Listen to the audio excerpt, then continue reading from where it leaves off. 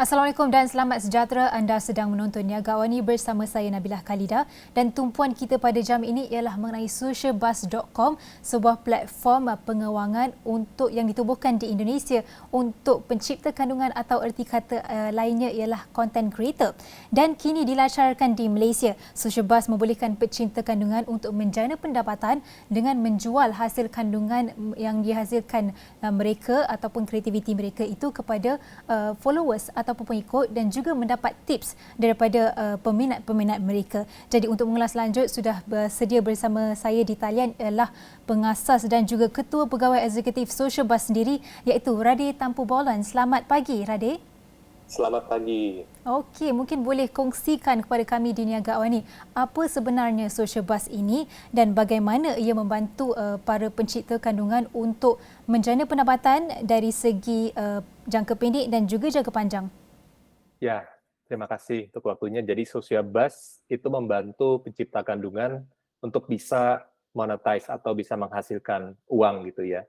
Salah satunya adalah dengan menerima tips dari followers mereka atau pendukung atau supporters. Dan juga hal lainnya adalah mereka bisa menjual kandungan dalam bentuk digital itu langsung ke followers mereka. Jadi mereka bisa menghasilkan dari situ juga.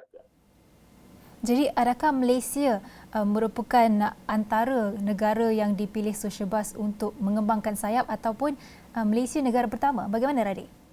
Ya, bisa dibilang setelah kita mulai di Indonesia, negara pertama setelahnya adalah Malaysia.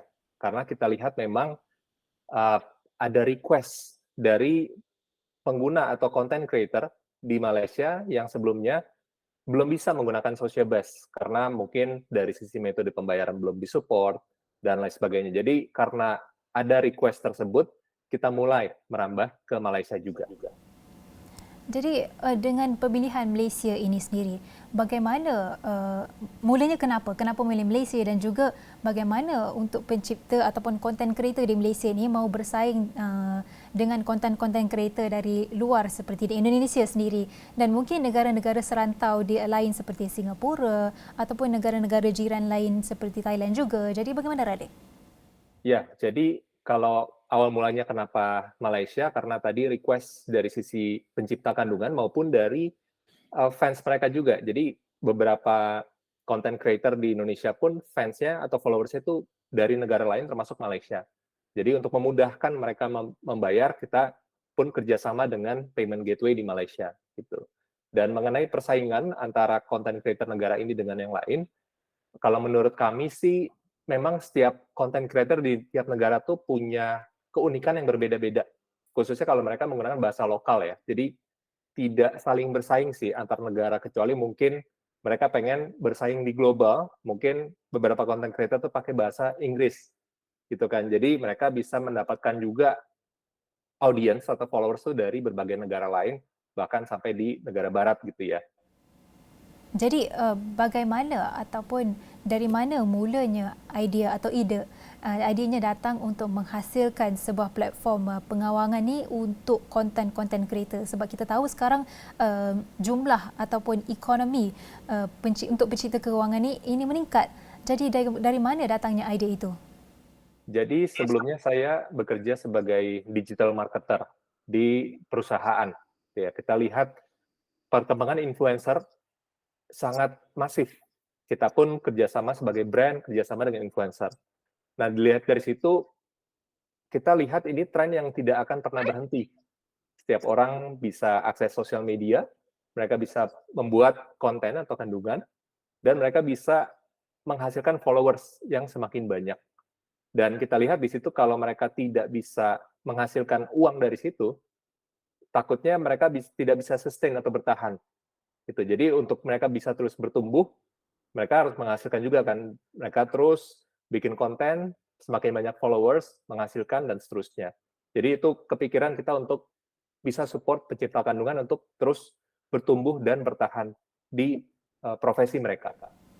Okey, Radhi. Sebenarnya saya masih kurang jelas bagaimana Socialbuzz ini berfungsi or how it works sebenarnya. Sebenarnya kalau apa yang saya faham, contoh untuk pencipta kandungan di YouTube, mereka akan mendapat pendapatan dan menerusi YouTube itu sendiri. So, jadi contoh untuk YouTuber, bagaimana menerusi social buzz ni mereka mendapat pendapatan itu?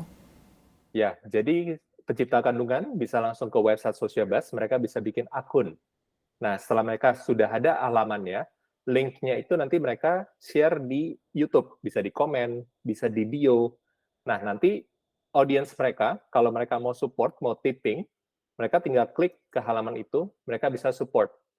Mereka mau tip berapa ringgit misalnya, dan mereka bisa pilih dari payment method yang tersedia, mau Touch and Go, Boost, GrabPay, dan lain sebagainya. Mereka payment, habis itu si content creator akan dapat di akun Social Buzz mereka. Mereka tinggal mencairkan ke local bank mereka. Oh, okey. Itu bagi YouTube. Jadi TikTok pula bagaimana? Sebab kita tahu TikTok ada TikTok Live. Penonton ataupun peminat boleh terus bagi tips ataupun bagi stiker yang besar-besar dan orang yang buat live tu akan mendapat pendapatan dari situ. Jadi social buzz pula, peranan social buzz pula bagaimana menerusi TikTok itu sendiri? Ya, mau di TikTok Live, mau di YouTube Live, mereka bisa pakai Social Buzz, dan kita ada fitur juga untuk saat mereka dapat tipping, akan muncul di layar mereka, misalnya dari siapa, berapa. Jadi itu fitur yang favorit juga untuk para streamer di TikTok Live maupun YouTube Live, dan salah satu keunggulannya adalah kita potongan itu sangat kecil dibanding potongan platform pada umumnya gitu ya. Jadi benar-benar 5%, 95% itu untuk pecinta kandungan. Okey, melihat kepada ekonomi pencipta kandungan ini sendiri, kita lihat makin ramai nak jadi pencipta kandungan ataupun menjadi influencer ataupun content creator. Jadi adakah ini membuka banyak peluang pekerjaan kepada anak-anak muda untuk berminat untuk menceburi industri kreatif ini atau bagaimana? Ya, betul. Sangat besar potensinya karena anak muda sekarang kita lihat memang punya banyak opsi. Mereka tidak harus mencari uang dengan cara yang tradisional. Mereka bisa menghasilkan uang dari online, internet, media sosial.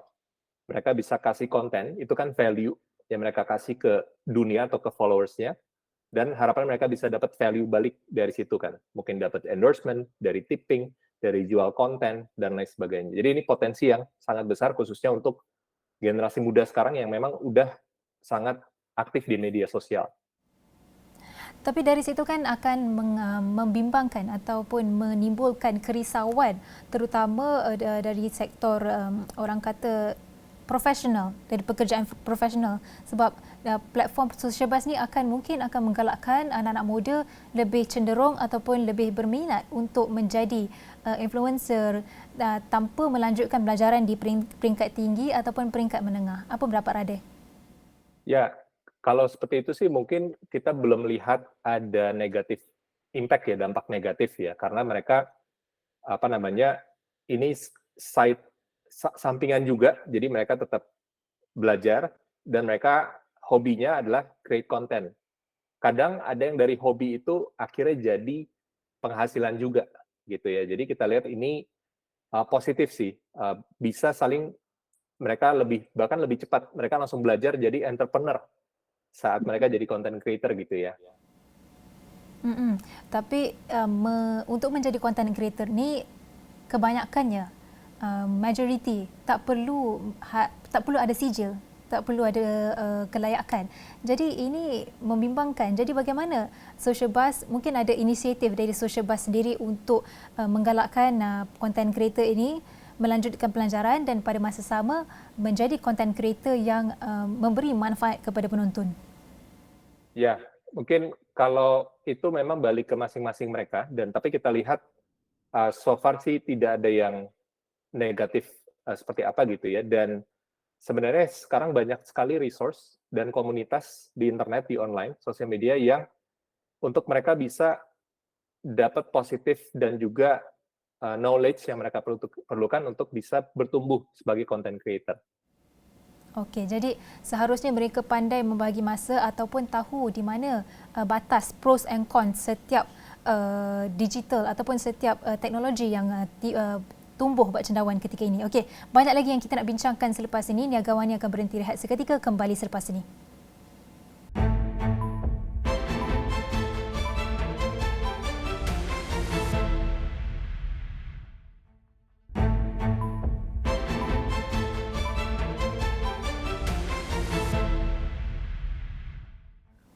Baik, bertemu kembali dalam Niaga Awani. Okey, seterusnya kita akan melihat kepada social bus ini sendiri, memandangkan ia berdasarkan ataupun berasaskan dari Indonesia dan dilancarkan kini di Malaysia. Kita dapat lihat potensi perdagangan antarabangsa dan juga hubungan bilateral antara Malaysia dan juga negara-negara serantau lain. Jadi apa pendapat Radhe sebagai pengasas sendiri tentang potensi perdagangan dengan melancarkan platform social bus ni di Malaysia? Ya, kalau dari sisi potensi ekonomi gitu ya, kita lihat memang dunia kreatif, industri kreatif ini akan menjadi kontributor yang lebih dibutuhkan lagi khususnya di dunia digital sekarang gitu ya, karena sebelum ada digital platform seperti ini di zaman sebelumnya itu nggak possible, tidak memungkinkan gitu ya. Jadi ini kayak penambahan ekonomi bagi negara manapun gitu ya. Dari sisi medianya sudah tersedia, ada TikTok, Instagram, YouTube, podcast dan lain sebagainya. Mereka pun bisa cara menghasilkan uangnya ada banyak, dari endorsement, dari tipping, dari menjual konten. Jadi ini ada additional economic factor untuk setiap negara gitu ya dari industri kreatif ini. Kalau kita bercakap soal pendigitan pula, kita kini semakin lama semakin kurang kebergantungan kita kepada industri tradisional seperti yang disebutkan Radhe sendiri tadi. Jadi, is it a good thing or a bad thing? Kalau it's good, mengapa, dan juga kalau buruk, kenapa, Radhe? Ya, ini kalau kita lihat justru komplement ke traditional industry gitu ya. Karena apa yang bisnis model yang baru ini untuk content creator, cipta kandungan, itu sebelumnya belum ada gitu kan. Jadi ini tidak menggantikan industri tradisional, bahkan ini komplement. Salah satu contohnya adalah sekarang dengan masifnya pencipta kandungan, traditional business misalnya yang offline gitu ya, mungkin restoran, mungkin fashion dan lain sebagainya, bahkan jadi lebih mudah viral gitu ya, terbantu oleh pencipta kandungan gitu. Jadi bahkan ini bisa mengangkat industri tradisional sama-sama naik dengan adanya digital. Jadi maksud Radhe ialah gabungan ataupun kerjasama tradisional dan juga pendigitalan ini dapat membantu memantapkan lagi sektor ekonomi negara. Okey, mungkin seterusnya kita nak lihat pula kepada bagaimana social bus sendiri beri impak atau beri kesan kepada sektor kewangan, terutama dari segi pembayaran digital atau digital payments dan juga teknologi kewangan atau fintech sendiri. Bagaimana social bus ini dapat membantu memanfaatkan kedua-dua digital kewangan ini? Ya, kita menggunakan payment gateway gitu ya untuk membantu mempermudah pembayaran. Jadi kita bukan fintech tapi platform yang menggunakan fintech. Gitu. Jadi kita adalah use case-nya dari fintech karena sekarang fintech udah mempermudah kan kita doing digital payment. Nah, use case-nya apa? Use case-nya tadi ada content creator dengan followers. Mereka bisa mempermudah gitu ya digital payment dengan use case dari pencipta kandungan monetize. Jadi kita sebenarnya salah satu use case oleh pemain fintech yang ada di setiap negara atau di dunia. Jadi apa kaedah-kaedah pembayaran yang ditawarkan oleh social bus? Adakah sama Malaysia dengan Indonesia atau bagaimana? Ya, kalau untuk pembayaran lokal di Malaysia itu yang cukup umum ya, seperti yang tadi saya sebut, ada Touch 'n Go, Boost, GrabPay, dan lain sebagainya, local banks juga, gitu. Tapi kalau across countries, tersedia juga seperti kayak PayPal, credit card. Jadi, misalnya ada fans pencipta kandungan Malaysia di luar negeri, mereka pun bisa misalnya payment dengan credit card, PayPal, gitu. Dari segi untuk menjana pendapatan itu sendiri, bila content creator atau pencipta kandungan ini menjual hasil kreativiti mereka itu, adakah social bus meletakkan limit harga ataupun jumlah yang mereka boleh tawarkan, ataupun terserah kepada pencipta kandungan sendiri untuk meletak berapa figure ataupun harga hasil mereka itu? Ya, jadi kita bebaskan ke si pencipta kandungan untuk set harga sendiri gitu karena kita di sini sebagai platform saja, Kita tidak bisa menjudge, kamu harus ini, kamu harus itu. Kita netral, jadi tergantung keputusan dari si content creator. Tergantung. Okey, memandang ke hadapan sebagai pengasas dan juga ketua pegawai eksekutif Social Buzz sendiri, apakah harapan mungkin ataupun mungkin unjuran penerimaan Social Buzz ini ataupun platform pengewangan bukan saja di Malaysia, malah di seluruh Tenggara Asia dan juga seluruh dunia mungkin, apakah unjuran ataupun penerimaan yang diharapkan orang terima? Ya, jadi kalau ekspektasi kita ke depannya memang ingin semakin banyak pencipta kandungan memanfaatkan ya platform seperti ini. Karena model monetization seperti ini sebenarnya tidak suatu yang baru. Kalau sebelumnya mungkin udah dari 1 dekade yang lalu, itu sudah dipopulerkan oleh Patreon, sebuah platform di Amerika. Gitu. Tapi di Asia mungkin khususnya tidak terlalu populer karena penggunaan kredit card, PayPal, dan lain-lain itu belum cukup masif. Nah, sejak mungkin beberapa tahun yang lalu, digital payment di negara-negara Asia sudah mulai maju, nah itu mulai possibility-nya itu terjadi. That's why cocok untuk di momen itu kita sediakan juga platform ini untuk pencipta kandungan di Malaysia, Asia, dan negara lain. Gitu, khususnya mereka yang tidak terlalu banyak penggunaan kredit card. Jadi kita lihat justru platform seperti ini melengkapi kebutuhan yang memang saat ini belum terjawab oleh platform global lainnya. Gitu. Jadi kita pengen serve untuk market-market yang belum di-serve oleh global platforms. Okey, adakah sebenarnya Social Buzz ni tertumpu kepada Asia sahaja ataupun ada perancangan pada masa depan untuk menembusi pasaran luar selain Asia? Ya, untuk tahap ini memang Southeast Asia. Jadi ada Malaysia, kita juga Philippines, dan lain sebagainya. Kedepannya memang kita terus ingin merambah, membantu content creator di negara-negara lainnya. Mungkin ada feature-feature lain di Social Buzz yang mungkin content creator ataupun bakal content creator di luar sana yang mereka perlu tahu sebelum mereka daftar di platform Social Buzz ini sendiri. Ya, jadi untuk pencipta kandungan ini sebuah maksudnya platform atau alat yang sangat mudah digunakan gitu. Tapi memang akan lebih membantu kalau mereka sudah punya followers yang cukup. Ya, mungkin beberapa ribu followers, audience gitu ya, mau itu di sosial media, podcast, blog, dan lain sebagainya. Jadi mereka memang sudah ada sedikit followers base. Nah, mereka bisa leverage followers base mereka untuk mereka bisa didukung langsung gitu kan. Jadi mereka membuka peluang untuk komunitasnya, hey, kalau kamu suka konten saya, kamu mau support, ini kamu bisa ke link ini gitu ya. Dari sisi mereka dapat dukungan.